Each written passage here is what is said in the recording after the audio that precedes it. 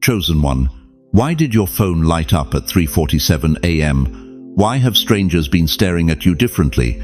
And tell me, why has your own reflection started looking unfamiliar? Chosen one, don't you dare scroll past this. Heaven didn't accidentally push this video to your screen. Your arrival here tonight wasn't algorithm, it was assignment. What I'm about to expose isn't motivational fluff or Sunday school storytelling. This is classified intel from the courts of heaven, and frankly I'm terrified to even speak it out loud.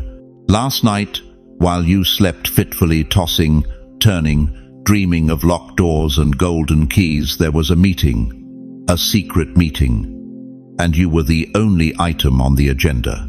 Picture this: a chamber lit by a single trembling candle, ancient voices whispering your full name, your name syllable by reverent syllable. Then, silence. The kind of silence that swallows sound.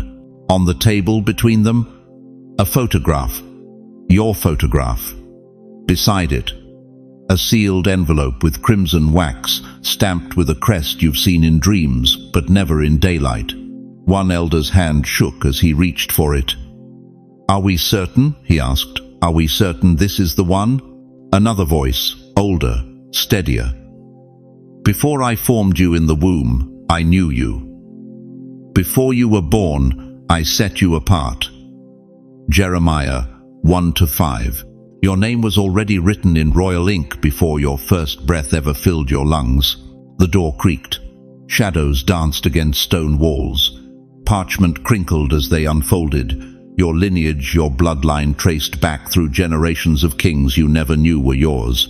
You were the missing page of a royal scroll, and they just found you. Here's what I need you to understand. They didn't call this meeting to inform you. They called it to activate you. You felt it, haven't you? That pull, that holy restlessness, the sense that you're supposed to be more than what you've been living. If your spirit just trembled, if something ancient just woke up in your chest, type Amen right now.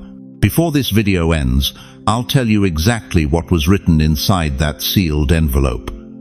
I'll show you the 3 signs proving you're the royal descendant they've been searching for. But I need you to stay. Every single second matters. And listen, thank you to every single one of you who has supported this message through Super Thanks. Your generosity means more than you know. You're not just donating, you're helping spread light to others who feel alone in their calling. Whether you give or not, I'm deeply grateful for your presence here, your support, your time, your attention. It all matters. And if this message resonates with your soul, go ahead. Your name is being restored as we speak. Don't move. Have you ever walked into a room full of people and felt completely alone? Have you ever looked at your own life, the career, the family, the years, and wondered why none of it ever truly felt like home? Have you ever woken at 2 a.m. with tears you couldn't explain, mourning something you can't even name? Listen to me carefully, because what I'm about to tell you will explain every single one of those moments. You're not broken. You're not too sensitive. You're not losing your mind in your golden years. What you've been feeling your entire life, that ache, that longing, that sense of being a stranger in your own skin, it has a name. Heaven calls it recognition. Your soul is remembering what your mind forgot. They diagnosed it as anxiety. Doctors called it depression. Your family said you worried too much, thought too deeply, cared too intensely. But here's the truth they couldn't see. You weren't sick. You were sensing. You were picking up frequencies from another realm, echoes from a royal court that existed before you took your first breath on this earth. Esther 4:14 says, "For such a time as this, not random, not accidental, appointed, you were placed here, in this exact generation, in this precise moment, because there's a mission encoded in your DNA that only you can complete." Think about your life for a moment. Really think about it. The rejection you faced. Why did it always feel different than normal disappointment? The doors that slammed in your face, why did they hurt like betrayal from a kingdom you'd never visited? The promotions that went to others, the relationships that crumbled, the dreams that died in your hands, what if none of that was failure? What if all of it was protection? What if you were being hidden, preserved, kept pure for a revelation that's happening right now? Last night, while most of the world slept in spiritual amnesia, something extraordinary occurred.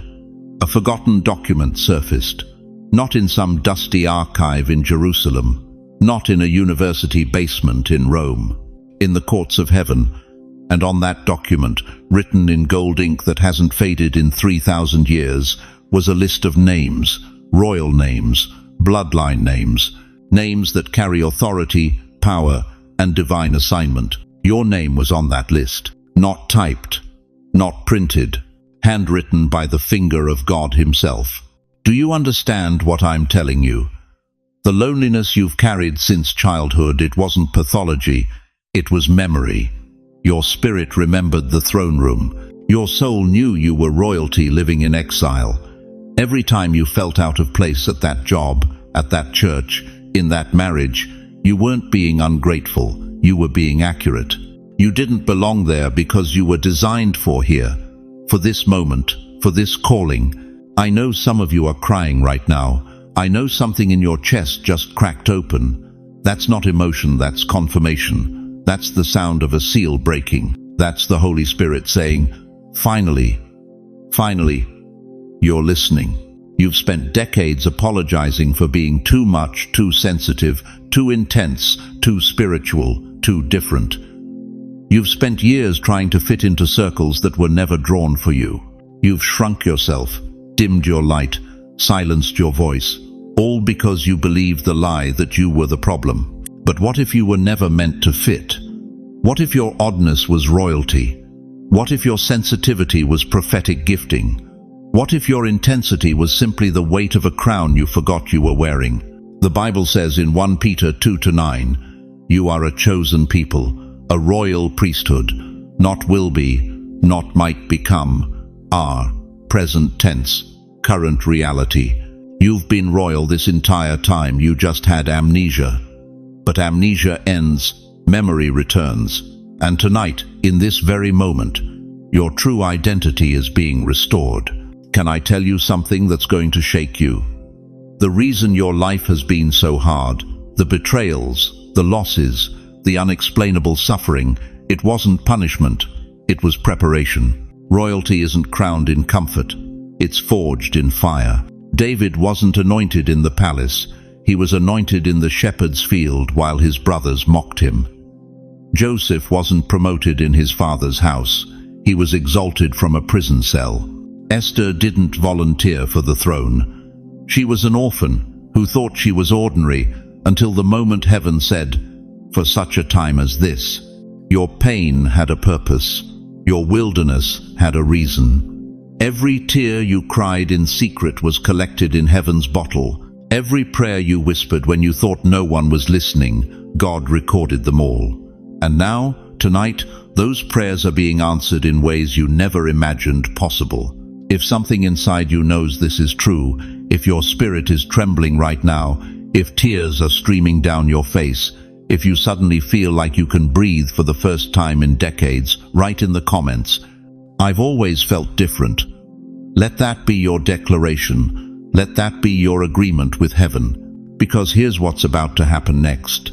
That sealed envelope I mentioned earlier, the one they opened in the secret meeting last night, it contained 3 specific signs, 3 unmistakable markers that prove beyond any doubt that you are the royal descendant they've been searching for. And in the next few minutes, I'm going to reveal every single one of them. But I need you to understand something first.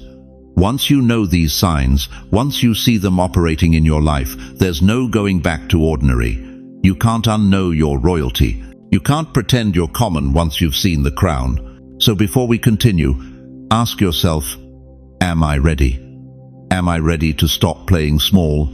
Am I ready to step into the identity heaven has been trying to give me for 70, 80, 90 years? Because what comes next isn't just information, it's activation. And once you're activated, the entire trajectory of your remaining years, whether that's 5 years or 25 years, will never be the same. The question is, are you brave enough to find out who you really are? Now let me show you what was written inside that envelope. The wax seal broke with a sound like thunder in a distant valley. The parchment unfolded slowly, deliberately, as if the words themselves were breathing. And there, glimmering in gold ink that caught the candlelight like fire on water, was a name. Your name, your surname, the one you've carried your whole life thinking it meant nothing special. But here's what they saw that you couldn't see. Your name wasn't random. It wasn't assigned by chance or picked from a baby book in 1945 or 1952 or whenever your mother first held you. No, your name was encoded, written in heaven's registry before the foundation of the world was laid. You've been walking around with royal identification your entire life, and nobody told you what you were carrying. Listen to me carefully. You are not ordinary. You never were. You are the remnant of a sacred bloodline that heaven refused to erase. While empires fell and kingdoms crumbled into dust, while dynasties were wiped from history books and family trees were burned in wars you never knew were fought, your line survived, not by accident, by divine protection. The Bible says it clearly in Psalm 139. You saw me before I was born. Every day of my life was recorded in your book. Every moment was laid out before a single day had passed. Do you understand what that means? Before your first breath, before your first heartbeat, you were known. You were chosen. You were marked. And in Revelation 2:17, God promises something that should make your hands tremble right now. To the one who is victorious, I will give a white stone with a new name written on it, known only to the one who receives it.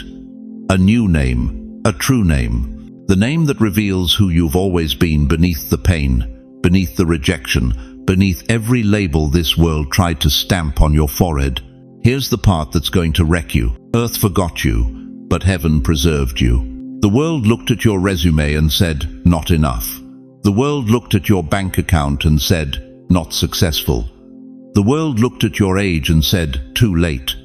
The world looked at your past and said, too broken. But while the world was busy writing you off, God was busy writing you into His story, into His plan, into His royal lineage. You've spent decades thinking you were forgotten, overlooked, passed by. You've watched younger people get promoted while you stayed in the same position. You've seen others get the recognition, the applause, the spotlight. And somewhere deep inside you started believing the lie. Maybe I'm just not meant for greatness. Maybe I'm just ordinary. But that restlessness you feel, that's not dissatisfaction, that's recognition. Your spirit knows what your mind forgot. Your DNA hums with heaven's frequency. Every cell in your body carries the signature of the King of Kings, and it's been trying to tell you for years that you don't belong in the shadows. The world called you forgotten, but God called you foundation. You're not the end of something, you're the beginning. You're not the leftover, you're the chosen remnant. You're not the mistake that slipped through. You're the masterpiece that was hidden until the exact right moment. Do you know why they hid you? Do you know why your life has felt like one long season of waiting, of preparation, of being kept behind the curtain? Because premature revelation destroys destiny. They hid you the same way they hid Moses in a basket, the same way they hid David in a shepherd's field, the same way they hid Esther in a palace before her true purpose was revealed. You weren't forgotten. You were being preserved. And now, right now, this very moment, heaven is pulling back the curtain. The meeting happened. The envelope was opened. Your identity has been exposed, not to shame you, but to activate you, not to embarrass you, but to empower you. Here's what I need you to do right now. I need you to say it out loud. I don't care if you're alone in your living room or sitting in a coffee shop with strangers around you. I need you to speak this into existence. I am the heir of divine legacy. Say it again, louder this time. I am the heir of divine legacy. Do you feel that? That shift in the atmosphere? That's not emotion. That's activation. That's the royal bloodline in you recognizing itself. That's the ancient covenant in your veins waking up after decades of dormancy. And if you're watching this and something inside you just knew, if you felt that tremor of recognition, that whisper of, "This is me, this is my story," then you need to share this video right now, not tomorrow, not when you're done watching. Now, because there's another royal descendant scrolling through their feed at this exact moment, drowning in doubt, suffocating in obscurity, and they need to hear this. You might be the vessel that carries this message to the one person who's been praying for a sign. Your DNA hums with heaven's frequency. Your bloodline carries the echo of eternity. You are not a commoner pretending to be royal. You are royalty who was convinced you were common. But here's where it gets even deeper. Here's where the story takes a turn that's going to change everything you thought you knew about why you're still here, why you're still standing, why you survived, what should have destroyed you. Because that envelope, it didn't just contain your name, it contained your assignment.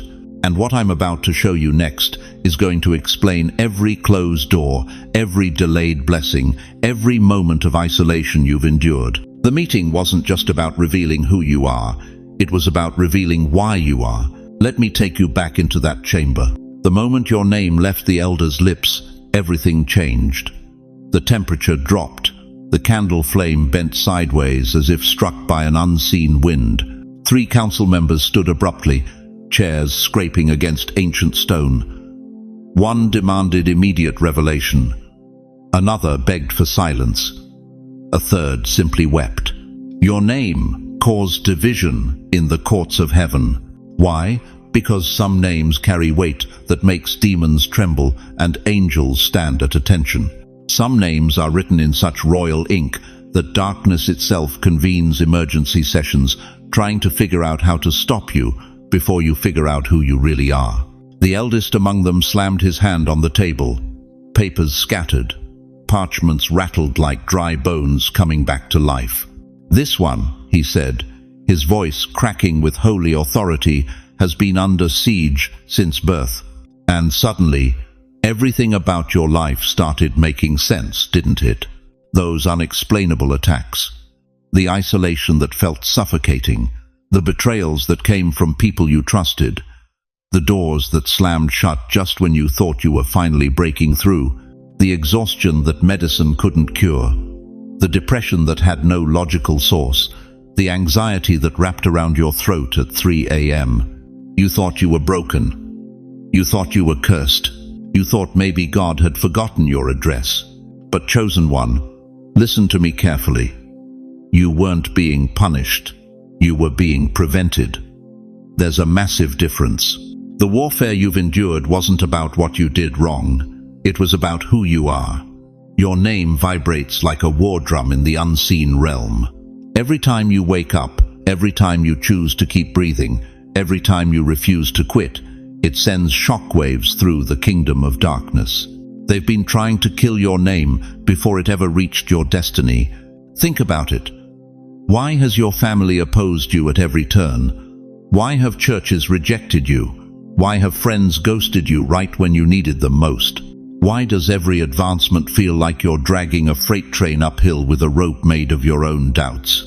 Because your bloodline threatens theirs.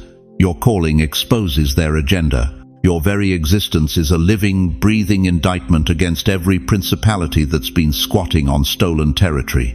Isaiah 54:17 says it plain, "No weapon formed against you shall prosper, and every tongue which rises against you in judgment you shall condemn." This is the heritage of the servants of the Lord. Heritage. Did you catch that? This isn't motivational theory. This is inherited authority. You come from royalty that predates your birth certificate. You carry DNA that makes hell nervous. In that secret meeting, they reviewed your file. Battle after battle, loss after loss, betrayal after betrayal. One council member said, "Surely they've given up by now. Surely they've abandoned the call." But then they saw something that made them gasp. You were still standing. Broken? Yes. Bleeding? Absolutely. Confused? Without question. But standing. Still breathing, still believing, still showing up, still whispering prayers you're not even sure reach the ceiling. And that's when the verdict came down like thunder. This one is protected, this one is marked, this one carries the seal. The attacks weren't reconnaissance missions, chosen one, they were confirmation. Darkness doesn't waste ammunition on empty threats. If you've been under relentless assault, it's because you possess something the enemy is desperate to keep dormant. Your name is a loaded weapon, and heaven just released the safety. Here's what I need you to understand before we go any further. The warfare intensifies right before the breakthrough. The opposition gets louder right before the promotion. The confusion gets thicker right before the clarity cuts through like lightning. If you felt like you're losing your mind lately, good. It means your destiny is about to find you. If you felt abandoned, attacked, misunderstood, and completely alone, congratulations. You're right on schedule. Royal descendants don't get escorted gently into their inheritance. They get forged in the fires that would consume anyone else. So let me ask you directly. Have you felt that invisible war? Have you woken up exhausted even though you just slept 8 hours? Have you felt like you're fighting battles you can't even name? Have words been spoken against you that tried to redefine who you are? Have you been called crazy, dramatic, too much, not enough? Then declare this with me right now, out loud, wherever you are. My name is protected by God. Say it again, louder. Let your walls hear it. Let the atmosphere shift. Let every demon assigned to your derailment hear the sound of a royal descendant, remembering their lineage. My name is protected by God, because here's what they discovered in that sealed envelope, the one with the crimson wax. Your name isn't just written in the Lamb's Book of Life. It's underlined. It's highlighted. It has a footnote that says, "Handle with extreme authority." The battle over your name is reaching its final act, and heaven itself is about to confirm what darkness tried to conceal. But first, you need to know the 3 undeniable signs that prove you're the royal descendant they've been searching for. Signs you've been ignoring, signs you've been explaining away, signs that have been hiding in plain sight your entire life. Because what's written inside that envelope doesn't just identify you, it activates you. Now listen carefully, because what I'm about to tell you will explain everything that's been happening to your body, your sleep, your very sense of reality these past few weeks. You've been waking up at 3:47 a.m., haven't you? Not 3:30, not 4, exactly 3:47. Your eyes snap open like someone called your name, but the room is empty. Your heart's pounding. There's electricity in the air. You check your phone, no notifications, no reason yet something summoned you awake. And the numbers. Oh, the numbers. 111 on every license plate. 444 on every receipt. 777 flashing on clocks you weren't even looking at. You've tried to dismiss it. Coincidence, you whisper to yourself. But deep down, in that ancient part of your soul that remembers Eden, you know better. These aren't coincidences, they're coordinates. Heaven is giving you a GPS location to your destiny, and you keep ignoring the directions. Let me ask you something, and I want you to answer honestly, even if it scares you. When was the last time you felt normal? When was the last morning you woke up and didn't feel like a stranger was wearing your skin? You catch your reflection in store windows, and for a split second, just a flash, you see someone else. Someone regal. Someone crowned. You thought you were losing your mind, but what if you're actually finding it? The chills that run down your spine when you walk into certain rooms, that's not anxiety, that's recognition. Your spirit knows that space is sacred before your mind can process why. The déjà vu that's been hitting you like waves. You're not remembering the past, you're remembering the blueprint, the original design, the life you were coded for before this world tried to reprogram you into something small and manageable and silent. And those dreams, my God, those dreams, You're walking through marble hallways you've never seen with your natural eyes. There are tapestries with your face woven into golden thread. Voices singing in languages you don't speak but somehow understand. You wake up with tears on your pillow and you don't even know why you're crying. I'll tell you why. You're homesick for a kingdom you've never visited in this lifetime. Scripture tells us in Habakkuk 2-3, though it linger, wait for it, it will not delay.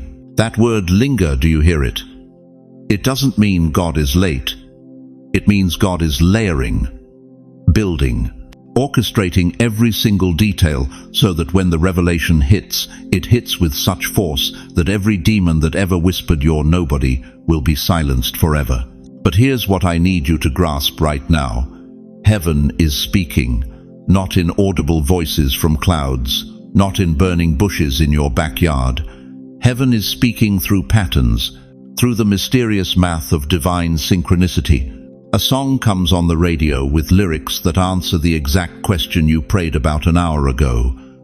You smell your grandmother's perfume in an empty elevator. A stranger at the grocery store says something that sounds random to them, but cracks you wide open because those were the exact words you needed to hear. These are breadcrumbs. Divine breadcrumbs scattered across the timeline of your life, leading you back to the table where you belong. Back to the throne room where your name is engraved in stone. Within the next 7 nights, mark this down, a clue will appear. It won't be subtle. You'll know it when you see it because your entire body will respond. Your breath will catch. Time will slow down. It might come as a conversation that feels scripted by heaven. It might come as a scent that transports you to a memory you never actually lived. It might come as a number sequence, so persistent you'll have to pull over your car just to write it down. This is prophecy unfolding in real time, not in some distant, dusty Bible story. Right here, right now, in your life. But I need you to do something critical. I need you to become a detective of the divine. Starting tonight, write down everything you notice. Every shiver, every synchronicity. Every moment where reality feels thin, like you could reach through the curtain and touch eternity. Heaven is not silent. You've just been trained to ignore the language. The enemy has spent your entire life convincing you that spiritual sensitivity is superstition, that intuition is foolishness, that goosebumps are just temperature changes and nothing more. He needed you to believe that lie because the moment you start listening, truly listening, his entire operation collapses. You are not crazy. You are not imagining this. You are waking up, and the principalities that ruled your bloodline for generations are terrified because a sleeping giant is opening its eyes. So here's what I'm asking you to do. If you're ready, and I mean truly ready to recognize your sign when it comes, type 777 inches the comments right now. Not because it's magic, but because it's a declaration. You're telling the courts of heaven, I'm paying attention now. I'm done dismissing the whispers. Speak, Lord, and I will listen. This week will not be like other weeks. You will not move through your days the same way, because now you're watching. Now you're awake. And God does not waste the attention of His chosen ones. Before we close this message, I'm going to tell you exactly what the clue will feel like when it arrives. Not what it will be that's custom designed for you alone, but how you'll know it's real. How you'll distinguish between your own thoughts and a divine download from the throne room. But first, you need to understand why this moment matters more than you realize. Listen to me carefully, because what I'm about to reveal will split your timeline into before and after this moment. Right now, there is a courtroom session happening in the realm you cannot see with natural eyes. And you, chosen one, you are the defendant. No, wait, strike that. You're not the defendant. You're the heir whose inheritance is being publicly declared. The throne room of heaven isn't silent tonight. It's roaring with administrative activity. Angels, massive, blazing beings you've reduced to greeting card cartoons are standing at attention. In their hands, transcripts, documents, evidence files, and every single page has your name written across the top in script. So ancient, it predates human language. Daniel 7:10 tells us. The court was seated, and the books were opened. Not will be opened, not might be opened, were opened. Past tense. The verdict has already been issued, beloved. The gavel has already fallen. Heaven's judicial system just ruled in your favor, and you're only finding out about it now because the enemy tried to keep the memo from reaching you. But here's what makes your knees weak when you really let it sink in. This wasn't a trial about your guilt. This was an identity hearing. They weren't deciding if you're royalty. They were deciding when to tell you that you've always been royalty. You know, that crushing rejection you faced 15 years ago. That betrayal that nearly destroyed you. That season when you lost everything and everyone called you crazy for still believing. The prosecution presented all of it. Every wound, every failure, every moment you wanted to quit. They laid it out like evidence of disqualification. And then the advocate stood up. Jesus, your older brother, your defense attorney, your kinsman redeemer. He didn't dispute the facts. He reframed them. He took every scar on your resume and held it up to the light. And suddenly the courtroom gasped. Because what looked like disqualification in darkness became a royal seal in glory. These aren't wounds, he said. These are authentication marks. Every prophet, every king, every chosen vessel in my Father's service carries these. This one has been tested. This one has been refined. This one is ready. Heaven's verdict has been issued. Your name is reinstated. Your inheritance is released. Your authority is activated. The delay is over. Do you understand what this means? The same God who carved your name into the palm of his hand just stood up in the court of eternity and declared it aloud. Not whispered, not suggested, declared. With the full weight of heaven's legal system backing it, every demon that's been blocking your progress just got served an eviction notice. Every generational curse that's been feeding off your family line just lost its legal right to operate. Every stolen blessing, every delayed promise, every withheld breakthrough, the judge just ordered immediate restitution with compound interest. But here's where it gets personal, and I need you to feel the weight of this. You've been living beneath your clearance level. You've been operating with permissions you already have, asking for access that's already been granted. You've been standing outside the palace begging for bread when there's a seat with your name on it at the king's table. Why? Because nobody told you the meeting happened. Nobody informed you that your case was heard. Nobody gave you the updated documentation. Until now, that restlessness you've been feeling, that's not anxiety, beloved. That's activation. Your spirit has been receiving encrypted downloads from the throne room, and your natural mind is finally catching up. You've been waking up at strange hours because heaven's been filing paperwork on your behalf in a time zone that transcends Earth's rotation. The angels aren't just observing your life anymore. They're executing orders concerning your life. There's a difference. One is passive monitoring. The other is active enforcement. And here's the part that should make you weep with gratitude and tremble with responsibility. Every scar you carry isn't just healed, it's activated. That pain you thought disqualified you, it's actually your authentication code.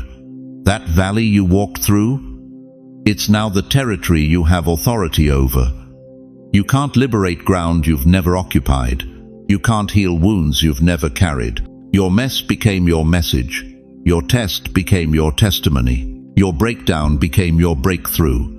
And heaven just notarized it. So when the enemy whispers that you're not qualified, you look him dead in his defeated face and say, Heaven's Supreme Court disagrees, and I have the documentation to prove it. If you feel that confirmation rising in your chest right now, if something is vibrating in your spirit that you can't explain in natural language, say it out loud. My name has been restored. Type it, speak it, declare it. Because words have legal weight in the spirit realm, and your agreement with heaven's verdict activates the release. The question isn't whether you're chosen anymore. The transcript proves that. The question is, will you accept what's been legally granted? Will you step into the courtroom and pick up your inheritance papers? Will you stop living like a spiritual orphan when you've been legally adopted into the royal family? Because, beloved, this isn't motivation. This is activation. And what happens next depends entirely on whether you believe what heaven just declared about you is more real than what earth has been telling you. The cosmic courtroom has spoken. Your case is closed. Your identity is confirmed. Your inheritance is waiting. Now, the only question that remains is this. What will you do with a destiny that's been legally certified by the highest authority in existence? You feel it now, don't you? That tremor in your chest, that ancient hum beneath your ribs. It's not anxiety. It's not heartburn from last night's dinner. It's recognition. Your soul just remembered something your mind has spent decades trying to forget. Let me tell you what happened after that secret meeting ended. After they spoke your name and opened that sealed envelope. After the elders saw your lineage traced back through bloodlines you never knew existed. They didn't disperse into the night like ordinary men. They knelt. Every single one of them dropped to their knees, and they wept. Because written on that parchment wasn't just your family tree, it was your assignment, your eternal mandate. The reason you've never quite fit anywhere you've been planted. Listen to me carefully. In Esther 4:14, Mordecai says something that should shatter every excuse you've ever made. And who knows but that you have come to your royal position for such a time as this. Royal position. Not royal aspiration. Not royal dream. Royal position. You're already seated there. You just haven't taken the throne. But here's where it gets dangerous. Here's where most chosen ones abort the mission before it even begins.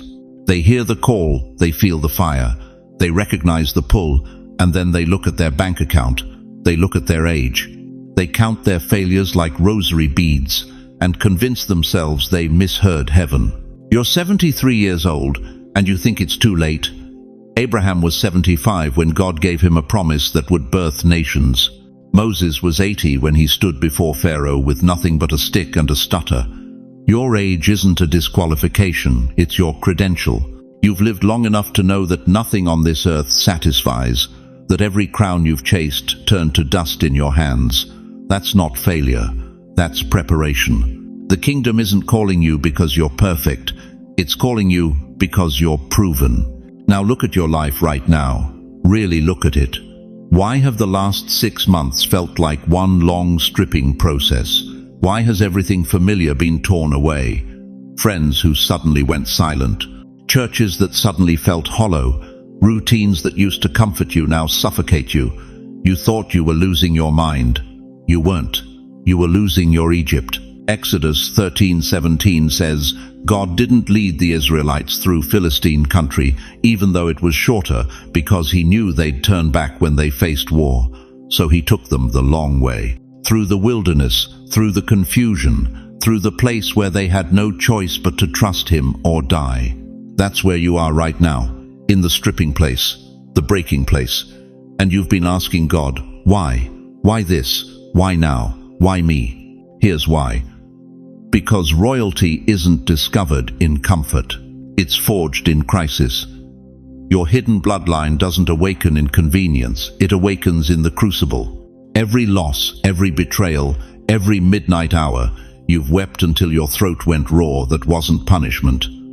That was preparation. God was burning off everything false so that what's true could finally emerge. You are the royal descendant they've been searching for. Not because of what you've done, because of whose you are. And the enemy knows it. That's why the warfare intensified. That's why the attacks got more personal. That's why you've been battling thoughts you've never battled before. Thoughts of giving up, walking away, disappearing into obscurity. The devil doesn't waste ammunition on civilians. He only panics when royalty wakes up. But here's the part that's going to wreck you. The kingdom isn't calling you to come eventually. It's calling you to come now. Not when you feel ready. Not when your life is sorted out. Not when you've got your spiritual act together. Now. Today. This moment. While your coffee's still warm and your doubts are still loud. Because in Hebrews 3:15 it says, Today, if you hear his voice, do not harden your hearts. Today, not tomorrow, Not next week when you've prayed about it more. Today. The call expires with the daylight. The door that's open right now might be locked by morning. What if I told you that the very thing you've been running from is the thing you were born to rule? That business you never started because you were afraid. That ministry you buried because someone told you that you weren't qualified. That voice inside you that whispers, "There's more." What if that's not ambition? What if that's assignment?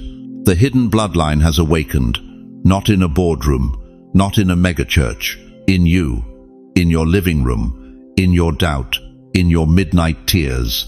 The kingdom isn't a place you travel to, it's an authority you step into. And right now, at this exact second, heaven is holding its breath. The elders from that secret meeting are watching.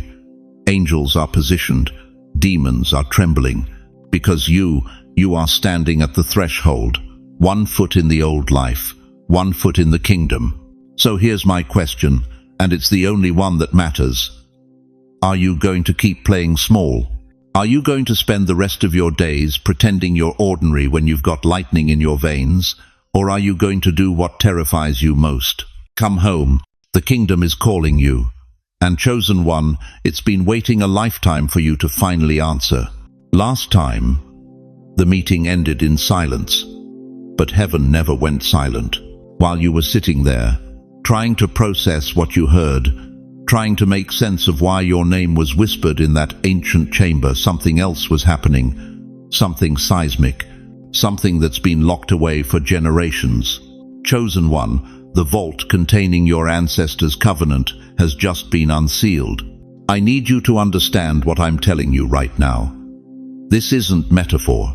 This isn't spiritual poetry to make you feel good for 10 minutes before you go back to your regular life.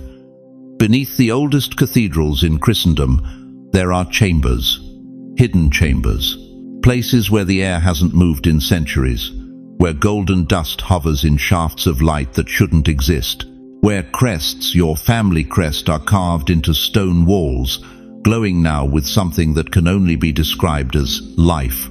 And the locks?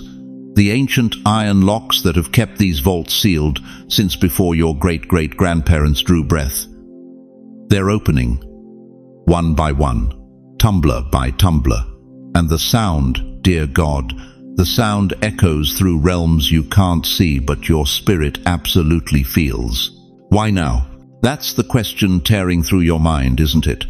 Why, after all these years of struggle, after all those nights when you begged God for answers and got only silence, why is heaven moving now? Why you? You've looked around at others who seem more qualified, more spiritual, more put together. You've battled that voice that says you're not enough, that you missed your moment, that you're too old, too tired, too broken. So why would heaven choose you for this unveiling? And why this generation? What makes this moment in history, this chaotic, confused, fractured moment, the appointed time for your royal identity to be revealed? I'll tell you why, but you need to lean in close, because this is where it gets dangerous. This is where religion gets uncomfortable and prophecy gets personal. Ecclesiastes 3:1 says, "There is a time for everything, and a season for every activity under the heavens." But here's what your pastor never told you about that verse. Heaven doesn't operate on your timeline. Heaven doesn't move when you're ready. Heaven moves when the mission is ready. And chosen one, the mission that's been waiting for your activation, it just hit critical mass. For decades, heaven has been preparing this moment. While you were going through betrayals that didn't make sense, losses that seemed cruel, wilderness seasons that felt endless, heaven was forging you. Not punishing you, forging you. Because the lineage you carry isn't just about who you came from, it's about what you were born to dismantle. There are systems right now, spiritual principalities, that have ruled unchallenged for generations. They've gotten comfortable, they've gotten arrogant. They thought the royal bloodline had been diluted, forgotten, bred out of existence. They were wrong. You are the evidence they were wrong. Daniel 7:27 declares, Then the sovereignty, power, and greatness of all the kingdoms under heaven will be handed over to the holy people of the Most High. Do you hear that? Not handed over to the perfect people, not the people who never stumbled. The holy people, the set-apart ones, the ones who've been through the fire and came out smelling like smoke but still standing. That vault beneath the cathedral. When they opened it last night, they found 3 things. 3 artifacts that prove beyond any shadow of doubt that you are who heaven says you are. The first was a scroll, parchment so old it should have crumbled, but it didn't. And on that scroll, written in ink that somehow still glistens, a genealogy, your genealogy, traced back through kings and prophets and warriors whose names you've read in scripture but never knew were yours. The second was a signet ring, the kind kings used to seal official decrees, the kind that bore authority across kingdoms. And here's what made the elders weep. The circumference of that ring matches exactly the measure of your authority. Not the authority you've been walking in, the authority you were born to carry. The third item. I'll tell you about that in a moment, but first I need you to do something. If your heart is pounding right now, if your hands are trembling, if tears are forming that you don't fully understand, it's because your spirit recognizes what your mind is still trying to process. Type, "The vault is opening right now." Let heaven see you're awake. Let the enemy know you're no longer in denial about who you are. Because here's the truth they don't want you to know. Every attack you've endured, every door that slammed in your face, every person who betrayed you, it wasn't random. It was strategic. They were trying to kill you before you woke up to your bloodline. They were trying to wear you down before you discovered what's locked in that vault with your name on it. But you're still here. Bruised? Yes. Exhausted? Absolutely. But still here. And that alone is proof of royal DNA. Commoners quit. Commoners surrender. Commoners believe the lie that they're ordinary. But you kept getting back up, even when it didn't make logical sense, even when people called you crazy for having hope. You kept rising because royalty doesn't have the option to stay down. Psalm 139:16 says, "All the days ordained for me were written in your book before one of them came to be." Before you took your first breath, before your mother knew your name, before this world tried to define you, heaven wrote a book, your book. And in that book is a chapter titled, The Awakening, Chosen One. We're in that chapter right now. The third item they found in the vault, it's not an object, it's a date. A specific date when your full authority would be activated, when the mantle would descend, when heaven would stop preparing you and start deploying you. And according to the scroll, that date is closer than you think. There's something they never told you in Sunday school. Something deliberately kept from the pulpit. Something so dangerous, so powerful, that for 2,000 years it's been locked away in silence. A covenant. Not the one they teach about in seminary, not the rainbow after the flood or the tablets on Sinai. This one was different. This one was personal. This one had your name written in it before the ink of creation dried. Centuries ago, long before your great-great-grandmother was born, before your family name was ever spoken aloud, heaven made a deal. A blood-signed, ironclad, unbreakable agreement with a royal lineage. Your lineage. The terms were simple but staggering. Certain souls would be scattered across the earth like seeds in winter soil, hidden, buried, forgotten by men but never by God. Psalm 89, verses 3 and 4. Listen to this. I have made a covenant with my chosen one. I have sworn to David, my servant, I will establish your line forever and make your throne firm through all generations. Your line, your throne, your forever. But here's what happened. They tried to bury it. Empires rose and fell, trying to erase the record. Kings burned the scrolls. Priests locked the archives. Historians rewrote the chapters. They scattered your ancestors to the four winds, changed their names, broke their language, stripped their identity. But heaven recorded it. Every whispered prayer your grandmother breathed over you when you were 5 years old. That wasn't just sentiment. That was a legal document filed in the courts of heaven. Her trembling voice at 2 a.m., asking God to protect you, to guide you, to bring forth the destiny she could feel, but couldn't name those words, carried the weight of ancient contract law. You think your family tree is just names and dates on a genealogy website? No. Your bloodline is a scroll. Your veins are written in eternal ink.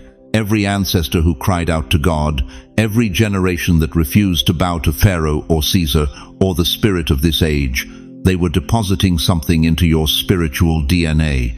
They were loading the gun. You're just now learning to pull the trigger. Let me ask you something, and I need you to be honest with yourself right now. How many nights have you laid awake?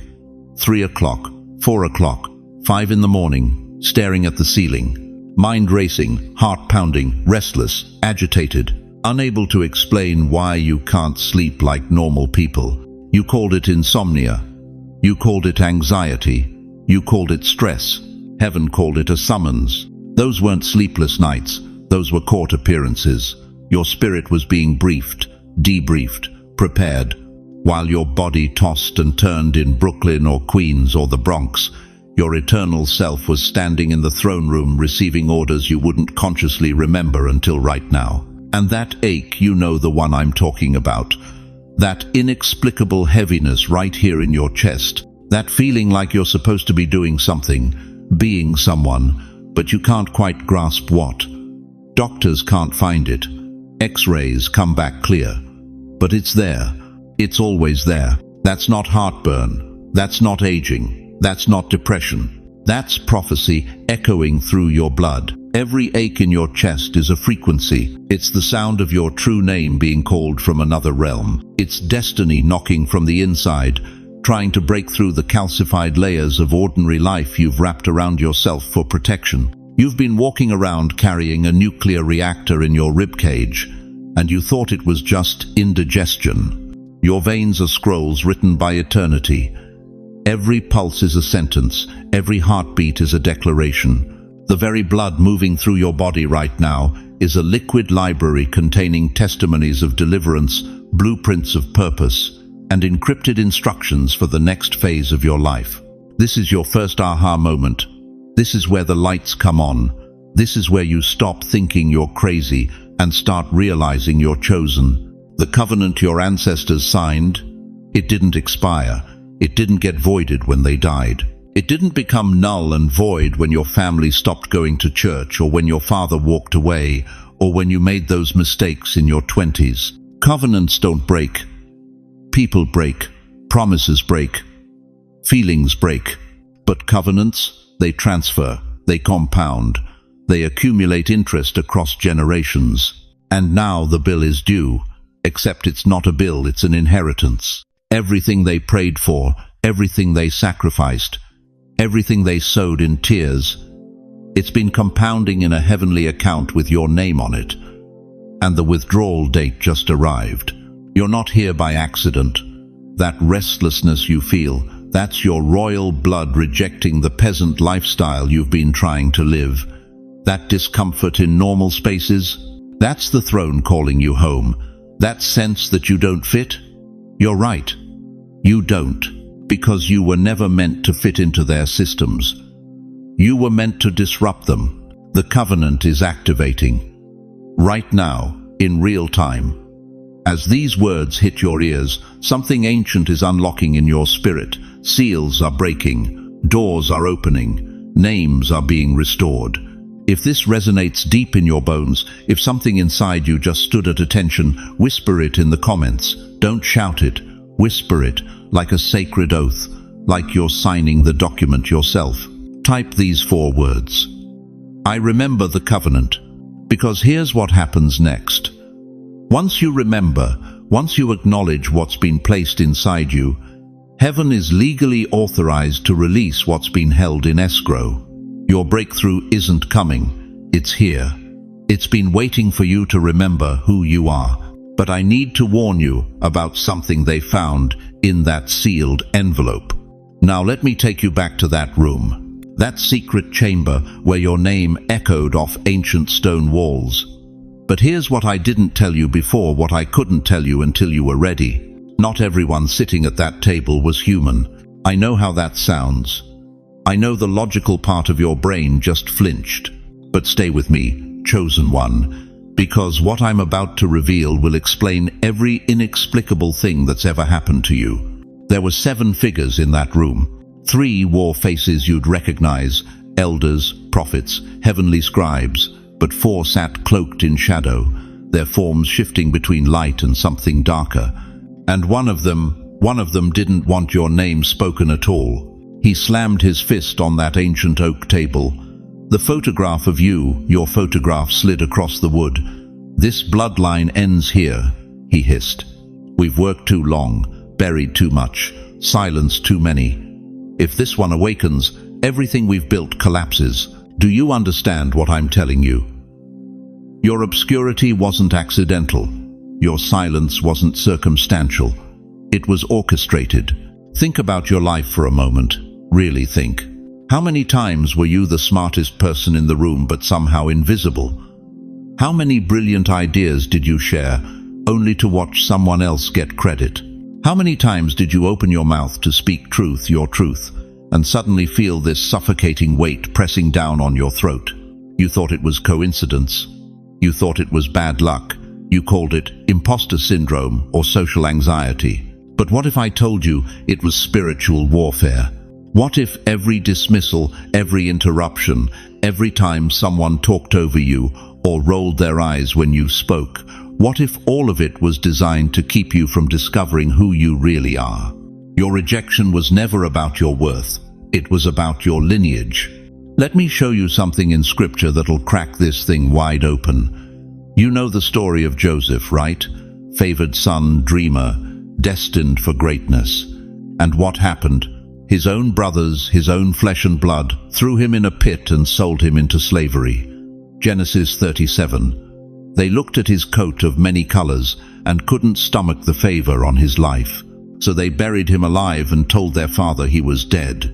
But here's the revelation. That pit didn't kill Joseph. It positioned him.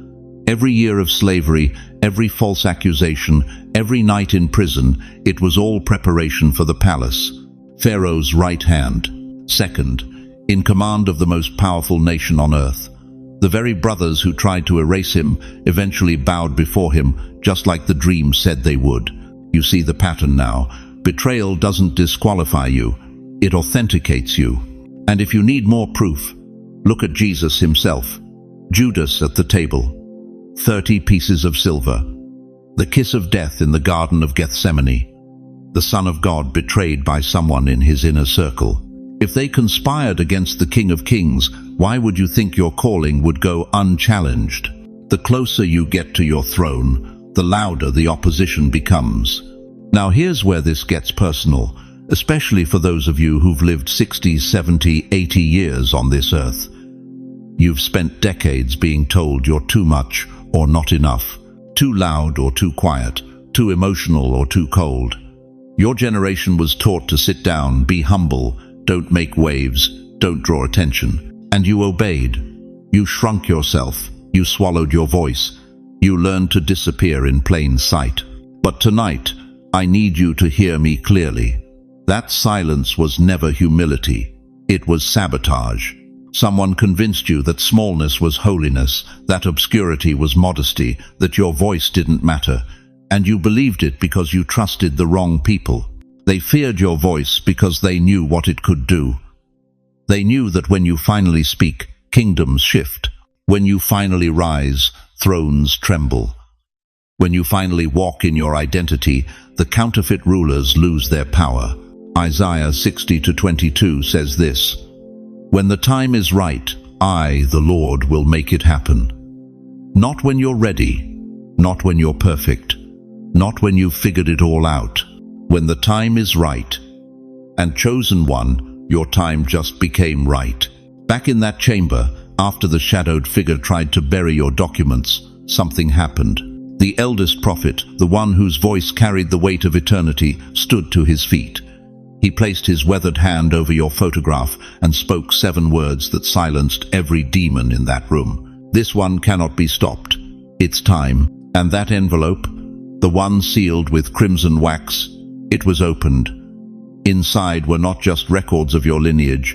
There were assignments, territories, mantles, keys to doors you didn't even know existed.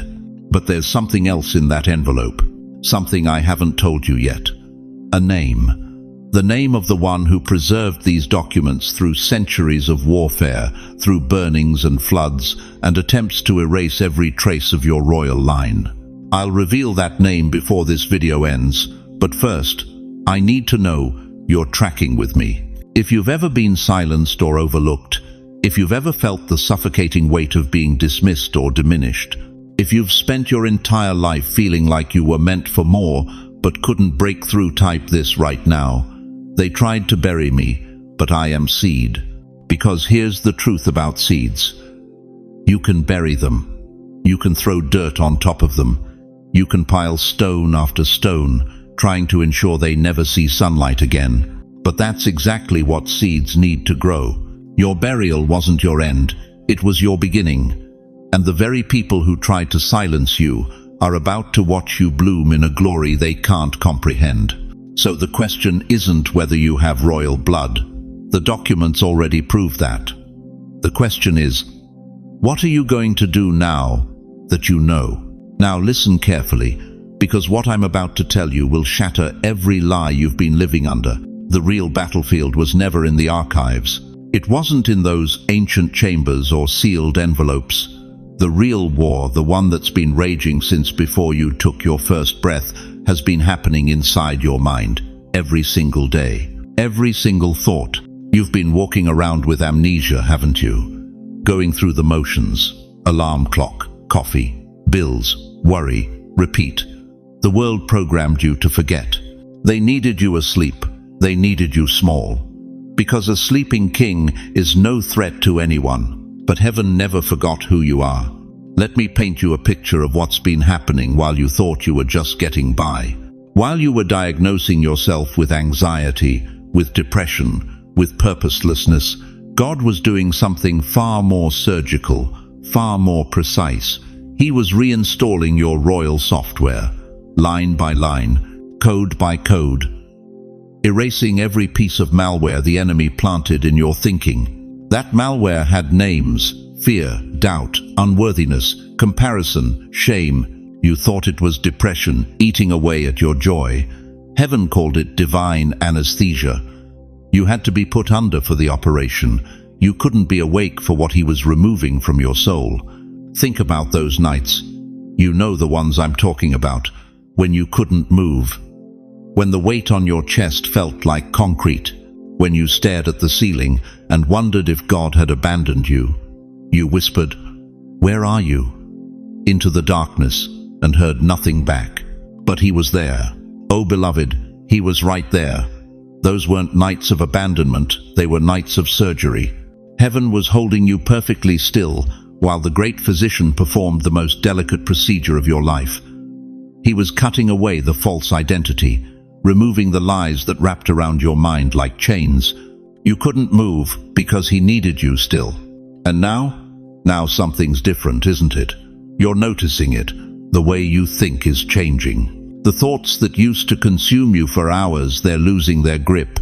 The voices that told you you'd never be enough, they're getting quieter, fainter, like static fading from a frequency that's finally tuning into the right station. Your mind is remembering the language of kings. Let me take you to Romans 12:2. Paul didn't stutter when he wrote this. Do not conform to the pattern of this world, but be transformed by the renewing of your mind. Transformed, not reformed. Not adjusted, transformed. That's metamorphosis language.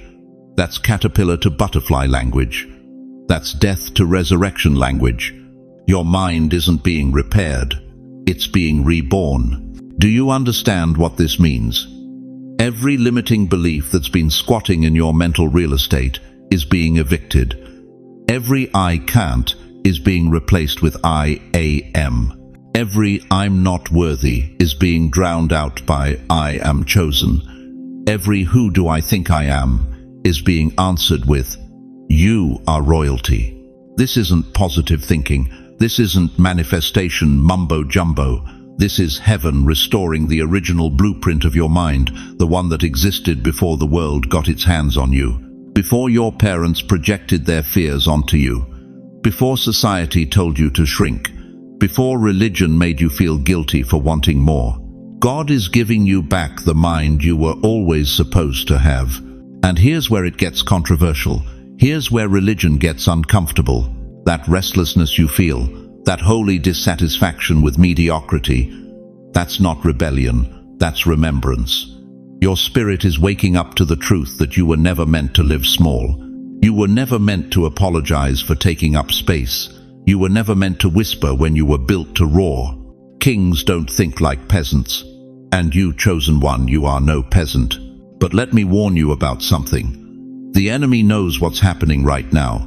He sees the software being reinstalled. He sees your mind waking up, and he's terrified. So he's going to try one last desperate attack. He's going to send thoughts that sound like you. Thoughts that say, "This is too good to be true. You're not special. You've tried before and failed. Go back to sleep, it's safer there." When those thoughts come, and they will come, I need you to recognize them for what they are. They're not your thoughts. They're the death rattle of the old program trying to survive. They're the last gasp of the amnesia fighting to keep you asleep. But it's too late. You've already heard too much. You've already remembered too much. The door to your royal mind is cracking open, and there's no closing it now. Your thoughts are becoming weapons. Your mind is becoming a throne room. And every decision you make from this point forward will either reinforce the old programming or establish the new kingdom reality. So here's what I need you to do right now. Not later, not when the video ends. Right now. Put your hand on your head.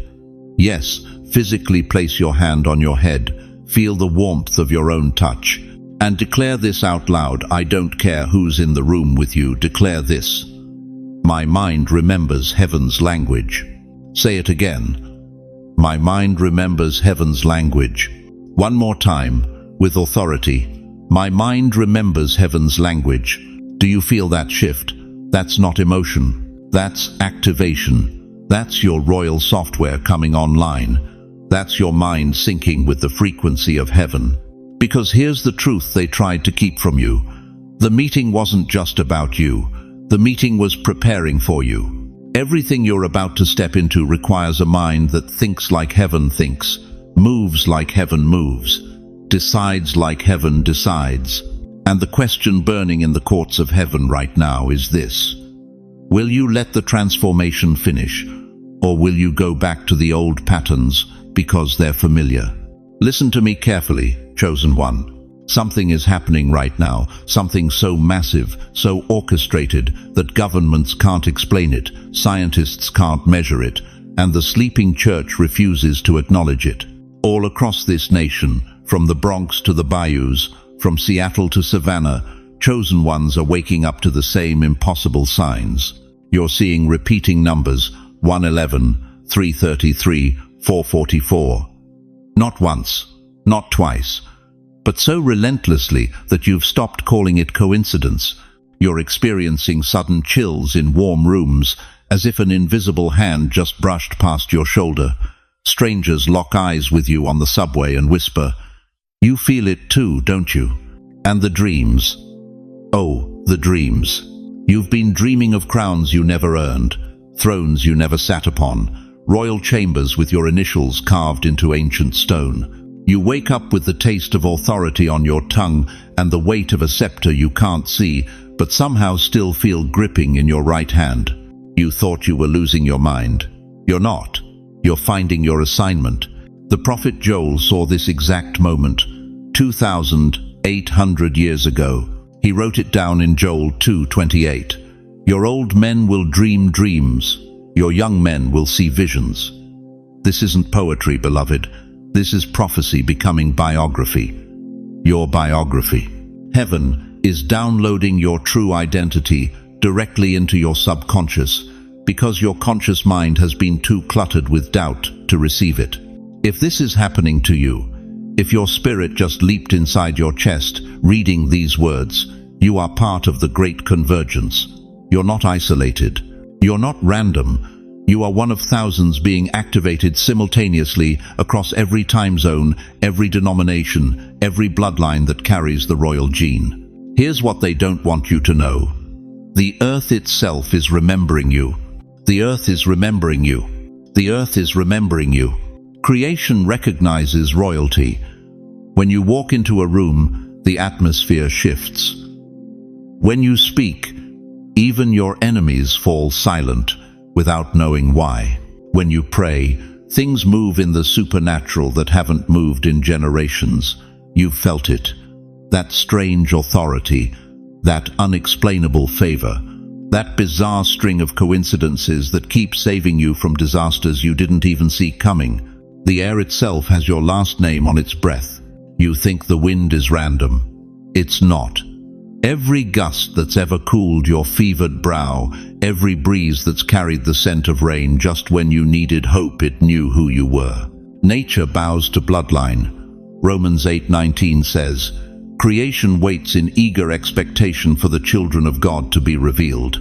Not the church members, not the religious crowd, the children, the heirs, the ones who carry the King's DNA. That's you. Now pay attention, because what I'm about to tell you will make your hands tremble. For centuries, there's been a hidden archivist, a keeper of names, a guardian of scrolls, who risked everything to preserve the lineage of the chosen. While empires burned records, while dictators erased histories, while the enemy worked overtime to make you forget who you are, this archivist hid your documentation in places so sacred, so secret, that even hell couldn't find them. Caves, catacombs, sealed chambers beneath Jerusalem. Manuscripts wrapped in linen, stored in clay jars, buried 30 feet below the surface where no fire, no flood, no army could reach them. Your name was in those jars. And here's the part that's going to wreck you. That archivist was a descendant too.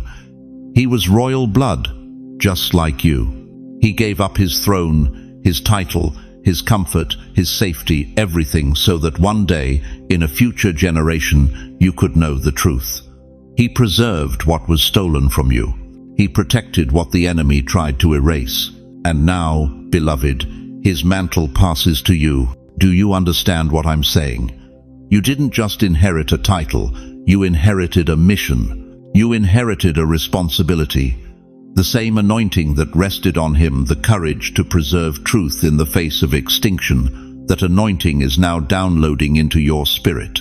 Tonight, before you sleep, I need you to do something. Write in your journal what sign appears. Write the number you keep seeing.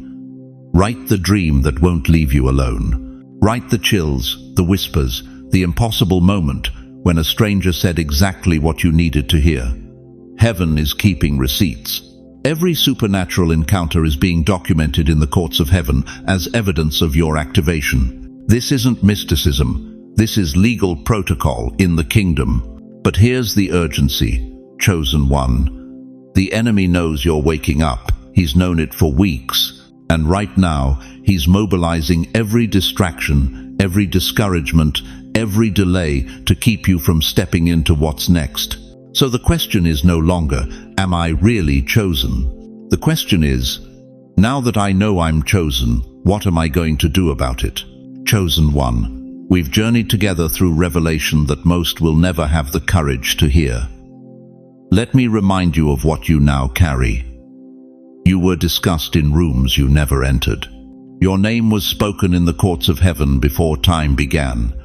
The signs in the sky, the whispers in the wind, the dreams that won't release you, they're not accidents. They're confirmations. You are the royal descendant. You are the missing page of an ancient scroll. And tonight, the seal has been broken. But here's what I need you to hold on to with everything in you. You are not walking this path alone. Right now, as you hear these words, there are thousands, tens of thousands of chosen ones scattered across this nation and around this world who are experiencing the exact same awakening. They're seeing the same numbers. They're dreaming the same dreams. They're feeling the same holy restlessness that's been keeping you up at 3 a.m. You are part of a royal company, a sacred remnant, a generation hand-picked by heaven for this exact moment in history. And God, the King of Kings, the Ancient of Days, the one who knows your name better than you know it yourself. He is still working in your life, even when you couldn't see it, even when you doubted it, even in the seasons when you felt completely forgotten. He was positioning you, protecting you, preparing you for this very hour. You have a community here. We're praying with you. We're believing with you. We're standing in agreement that what God has spoken over your life will come to pass. So let me ask you this. Now that you know who you are, what will you do with this knowledge? Will you shrink back into the shadows of an ordinary life?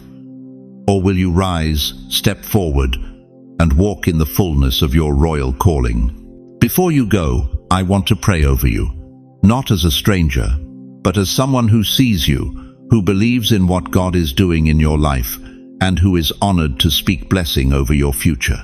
Father God, in the name of Jesus, I stand in agreement with every chosen one hearing these words right now. I thank you that you are the God who sees, the God who knows, the God who never forgets his promises. Lord, I pray for supernatural clarity over their identity. Remove every veil of confusion, every whisper of doubt, every lie the enemy has planted to make them feel small or insignificant. Open their eyes to see what you see. Open their ears to hear what heaven is declaring over them. Father, I pray for divine doors to swing open, doors of opportunity, doors of provision, doors of favor that no man can shut. Where there has been closed doors and dead ends, release breakthrough. Where there has been delay, release acceleration. Where there has been lack, release abundance.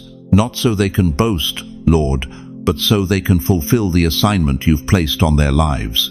I pray protection over them, over their minds, their bodies, their families, their finances, their future. Build a hedge of fire around them that the enemy cannot penetrate.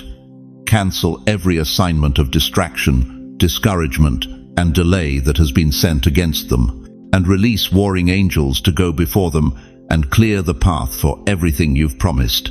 Lord, give them courage, give them strength, give them the boldness to walk as the royalty they are, even when the world doesn't understand it. Let them feel your hand on their shoulder during the difficult times. Let them hear your voice in the quiet moments. And let them never forget that they were chosen, they were called, and they were created for such a time as this. In Jesus' mighty name, Amen. Now listen, beloved. If this message stirred something deep in your spirit, I need you to do something for me. Leave a comment below. Tell me what sign you've been seeing. Tell me what dream won't leave you alone. Tell me how God is speaking to you. Your testimony might be the exact confirmation someone else needs to hear. You might be the voice that helps another chosen one realize they're not crazy, they're called. And if you know someone who needs to hear this, someone who's been feeling lost, overlooked, or forgotten, share this video with them. Send it to them right now. Don't wait. Remind them that they are not alone, and that there is a community here ready to pray with them, believe with them, and walk with them into everything God has for them. Thank you for watching this entire message. Thank you for trusting me with your time and your heart. If you haven't already, subscribe to this channel and turn on notifications. We're releasing revelation regularly that will continue to activate, equip, and encourage you on this royal journey. You are loved, you are seen, you are chosen, and your story is just beginning. God bless you, Royal One. Now go walk in your authority.